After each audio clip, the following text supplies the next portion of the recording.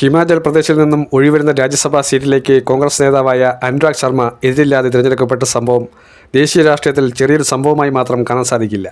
അടുത്തിടെ ഹിമാചലിൽ ഉണ്ടായിരുന്ന രാഷ്ട്രീയ സംഘർഷങ്ങളുടെ പശ്ചാത്തലത്തിൽ ഇത് ബി.ജെ.പിക്ക് വലിയൊരു തിരിച്ചടിയായി വിലയിരുത്തപ്പെടുകയാണ്. കഴിഞ്ഞ രാജ്യസഭാ തെരഞ്ഞെടുപ്പിൽ അട്ടിമറി വിജയം നേടിയിരുന്ന ബി.ജെ.പി ഇത്തവണ മത്സരിക്കാൻ പോലും തയ്യാറാകാതെ പിന്മാറിയത് അവർ ശ്രമിച്ചിരുന്ന രാഷ്ട്രീയ നീക്കങ്ങൾ പരാജയപ്പെട്ടു എന്നതിൻ്റെ സൂചനയാണ്. കഴിഞ്ഞ വർഷം നടന്ന രാജ്യസഭാ തെരഞ്ഞെടുപ്പാണ് ഹിമാചൽ രാഷ്ട്രീയത്തിൽ വലിയ അനിശ്ചിതത്വം സൃഷ്ടിച്ചത്. കോൺഗ്രസിന് നിയമസഭയിൽ ഭൂരിപക്ഷമുണ്ടായിരുന്നിട്ടും ബി.ജെ.പി സ്ഥാനാർത്ഥി വിജയിച്ചതോടെ വലിയ രാഷ്ട്രീയ ചർച്ചകൾ ഉയർന്നു വന്നു. ചില കോൺഗ്രസ് എം.എൽ.എമാരുടെ ക്രോസ് വോട്ടിങ്ങും പിന്നീടുണ്ടായ രാജികളുമെല്ലാം ചേർന്ന് സുഖ്ബീന്ദർ സിംഗ് സുഖു സർക്കാരിന് വലിയ ഭീഷണിയായ ഒരു സാഹചര്യം ഉടലെടുത്തിരുന്നു. ആ സമയത്ത് സംസ്ഥാന സർക്കാരിനെ അട്ടിമറിക്കാൻ ബി.ജെ.പി ശ്രമിക്കുന്നു എന്ന ആരോപണം കോൺഗ്രസ് ശക്തമായി തന്നെ ഉന്നയിക്കുകയും ചെയ്തിരുന്നു. എന്നാൽ പിന്നീട് നടന്ന സംഭവവികാസങ്ങൾ ആ നീക്കങ്ങളെയെല്ലാം തകർക്കുന്ന കാര്യമായിരുന്നു ഉണ്ടായത്.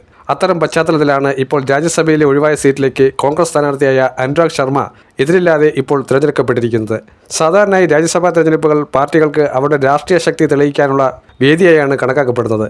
പ്രത്യേകിച്ചും കഴിഞ്ഞ തവണ അട്ടിമറി വിജയം നേടിയ ബി.ജെ.പി ഇത്തവണ മത്സരിക്കാൻ പോലും തയ്യാറാകാതിരുന്നത് ഏറെ ശ്രദ്ധേയമാണ്. ഇത് വെറുമൊരു തന്ത്രപരമായ തീരുമാനമല്ല, മറിച്ച് സംസ്ഥാന രാഷ്ട്രീയത്തിലെ നിലവിലെ ശക്തി സമവാക്യങ്ങൾ ബി.ജെ.പിക്ക് അനുകൂലമല്ല എന്നുള്ളതിൻ്റെ തിരിച്ചറിവാണ് ഈ ഫലം. ഹിമാചലിൽ കോൺഗ്രസ് സർക്കാർ അധികാരത്തിൽ തുടരുകയും പാർട്ടിയുടെ നിയമസഭാ ശക്തി സ്ഥിരതയോടെ നിലനിൽക്കുകയും ചെയ്യുന്ന സാഹചര്യത്തിൽ ബി.ജെ.പി മത്സരിച്ചാൽ പരാജയം ഉറപ്പായിരുന്നു എന്ന കണക്കുകൂടലാണ് അവരെ പിന്നോട്ടു പോകാൻ നിർബന്ധിതരാക്കിയത്. ഒരിക്കൽ കോൺഗ്രസ് സർക്കാരിനെ തകർക്കാമെന്ന പ്രതീക്ഷയിൽ മുന്നേറിയ ബി.ജെ.പിക്ക് ഇപ്പോൾ അതിനുള്ള രാഷ്ട്രീയ അന്തരീക്ഷം ഇല്ല എന്നുള്ള സന്ദേശമാണ് ഈ ഒരു സംഭവത്തിൽ നിന്നും പുറത്തേക്ക് വരുന്നത്. വലിയ രാഷ്ട്രീയ കുടുംബ പശ്ചാത്തലമോ ദേശീയ പ്രസക്തിയോ ഒന്നുമല്ലാത്ത ഒരു സാധാരണ സംഘടനാ പ്രവർത്തകനെയാണ് കോൺഗ്രസ് ഇപ്പോൾ രാജ്യസഭയിലേക്ക് അയക്കുന്നത്. ഇത് കോൺഗ്രസിൻ്റെ പുതിയ സംഘടനാ സമീപനത്തിൻ്റെ ഒരു ഭാഗമായാണ് പലരും കാണുന്നത്.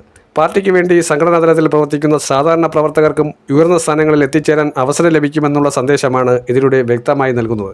ഹിമാചൽ പോലുള്ള ചെറിയ സംസ്ഥാനങ്ങളിലെ രാഷ്ട്രീയ മാറ്റങ്ങൾ പോലും ദേശീയ രാഷ്ട്രീയത്തിൽ വലിയ പ്രതിഫലനങ്ങൾ ഉണ്ടാക്കാറുണ്ട്.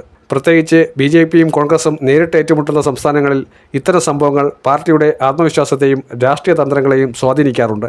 ഈയൊരു സാഹചര്യത്തിൽ ഹിമാചലിൽ കോൺഗ്രസിന് ലഭിച്ച ഈ ഏകപക്ഷീയ വിജയം പാർട്ടിക്ക് മാനസികമായും രാഷ്ട്രീയപരമായും വലിയ ഊർജ്ജം നൽകുന്ന ഒരു കാര്യം തന്നെയാണ്. അനുരാഗ് ശർമ്മയുടെ എതിരില്ലാത്ത തെരഞ്ഞെടുപ്പ് വെറും ഒരു രാജ്യസഭാ സീറ്റ് നേടിയ സംഭവം മാത്രമായി കാണാൻ സാധിക്കില്ല. കഴിഞ്ഞ കുറേ മാസങ്ങളിലായി ഹിമാചലിൽ ബി.ജെ.പി ശ്രമിച്ചിരുന്ന രാഷ്ട്രീയ അട്ടിമറി ശ്രമങ്ങൾക്ക് കിട്ടിയ മറുപടി എന്ന നിലയിലാണ് ഇത് വ്യാഖ്യാനിക്കേണ്ടത്. ഹിമാചൽ പ്രദേശിലെ ഈ രാജ്യസഭാ തെരഞ്ഞെടുപ്പ് ബി.ജെ.പിക്ക് വലിയ തിരിച്ചടി എന്ന നിലയിലാണ് ഇപ്പോൾ വിലയിരുത്തപ്പെടുന്നത്.